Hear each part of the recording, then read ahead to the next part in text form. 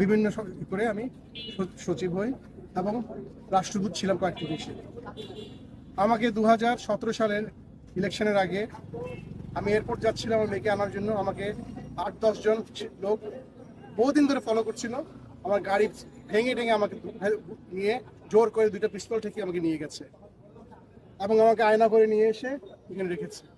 আমি যেহেতু সেনাবাহিনীর অফিসার এবং এই ঢাকারই অফিসার, আমি ঢাকা সেনাবাসী ছিলাম, আমি জানতাম কোথায় আমাকে রাখা হচ্ছে এবং সেইখানে প্রচণ্ড নির্যাতন করা হতো লোকদেরকে। কয়েকজন গুটি কয়েক আমাদের পলিটিক্যাল অফিসার যারা সেনাবাহিনীর বাণিজ্য ডুবিয়ে দিয়েছে ডিজিএফআই থেকে তারা স্বার্থন্বেষী কত যে লোক মেরেছে তারা খোদায় জানে। তারা এবং র্যাব এবং অন্যান্য যারা এখানে আছেন, বিচার বহির্ভূত হত্যা, গুম, খুন, ক্রাইম এগেনস্ট হিউম্যানিটি। আমার দোষ কি ছিল? আমি কোনো রাজনীতি করিনি কখনো, আমি কোনো দলও করিনি।